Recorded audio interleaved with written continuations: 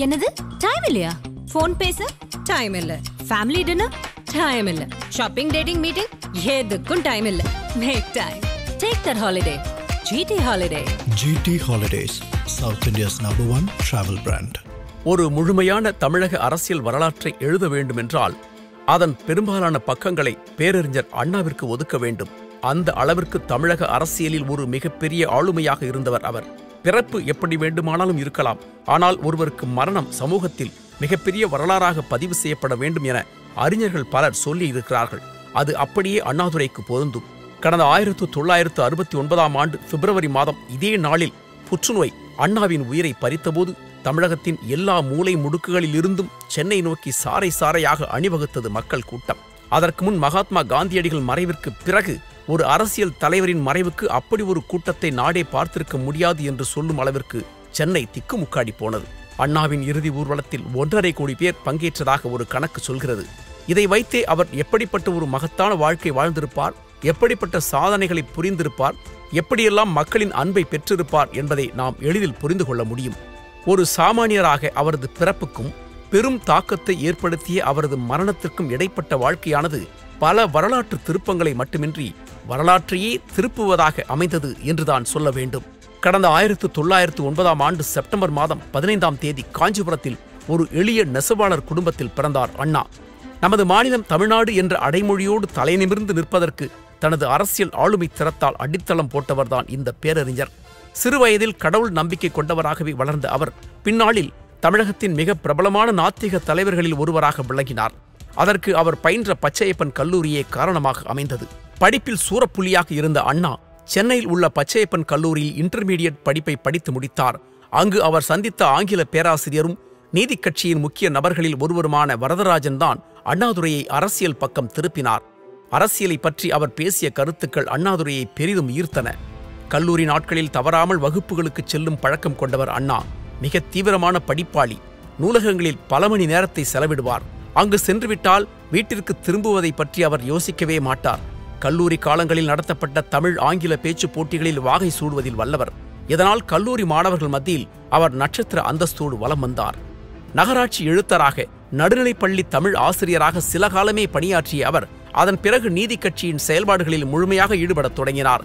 பொது வாழ்க்கையில் தீவிர கவனம் செலுத்தினார். கடந்த 1935ஆம் ஆண்டு திருப்பூரில் நடந்த ஒரு இளைஞர் மாநாட்டில் முதல் முறையாக பெரியாரை சந்தித்த அண்ணா அந்த நாள் முதலே அவரை தலைவராக ஏற்று தனது அரசியல் பணியை மேலும் தீவிரப்படுத்தினார்.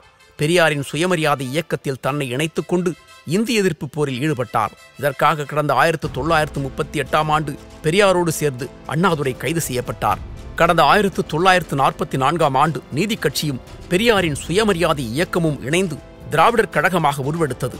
அந்த இயக்கத்தின் தளபதியாக செயல்பட்டு பெரியாருக்கு உறுதுணையாக இருந்தார் அண்ணாதுரை. என்றாலும் கொள்கை ரீதியாக இடையில் பெரியாருடன் ஏற்பட்ட கருத்து வேறுபாட்டால் 1949ஆம் ஆண்டு திராவிடர் கழகத்திலிருந்து பிரிந்து திராவிட முன்னேற்றக் கழகம் என்று புதிய கட்சியை அண்ணா தொடங்கி வைத்தார். 1957ஆம் ஆண்டு நடைபெற்ற தேர்தலில் முதல் முறையாக அண்ணாதுரை தலைமையிலான திமுக போட்டியிட்டது. அவர் உட்பட 15 பேர் வெற்றி பெற்றனர். அதற்கு அடுத்த தேர்தலில் திமுக மேலும் அதிக இடங்களை வென்றது. அப்போது அண்ணாதுரை நாடாளுமன்ற உறுப்பினராக தேர்வு செய்யப்பட்டு டெல்லி அரசியலில் கால் பதித்தார். அங்கு நாடாளுமன்றத்தில் அவர் ஆற்றிய முதல் உரை அப்போதைய பிரதமர் ஜவஹர்லால் நேரு உள்ளிட்டோரை வெகுவாக ஈர்த்தது. கடந்த 1965ஆம் ஆண்டு நடைபெற்ற இந்திய எதிர்ப்பு போராட்டத்தில் அண்ணா தலைமையிலான திமுக தீவிரமாக களமிறங்கியது. அப்போது தமிழகத்தை ஆட்சி செய்த காங்கிரசுக்கு எதிராக அதிதீவிரமாக செயல்பட்டார் அண்ணாதுரை. 1967ஆம் ஆண்டு நடைபெற்ற தேர்தலில் முதல் முறையாக அவர் தலைமையிலான திமுக அறுதி பெரும்பான்மை பலத்துடன் வெற்றி பெற்றது. முதல் முறையாக தமிழகத்தின் முதலமைச்சராக அண்ணாதுரை அரியணை ஏறினார். அரசின் செலவுகளை குறைக்க சிக்கன நடவடிக்கை மேற்கொண்டது, நில உச்சவரம்பு சட்டம் கொண்டு வந்தது, 2ஆம் உலகத் தமிழ் மாநாட்டை வெற்றிகரமாக நடத்தி காட்டியது போன்ற அண்ணாவின் சாதனைகள் மக்களின் கவனத்தை ஈர்த்தன.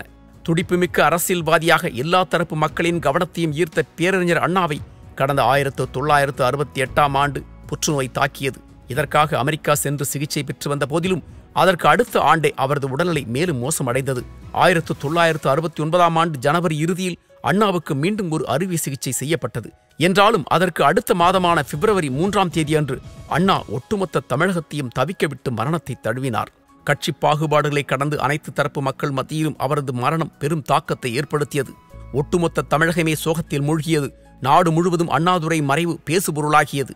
தமிழக அரசியலில் மிக பெரும் சக்தியாக இருந்த காங்கிரஸ் பேர் இயக்கத்தை தனது ஆளுமையாலும் பேச்சு திறமையாலும் கவிழ்த்து போட்டவர் அண்ணாதுரை.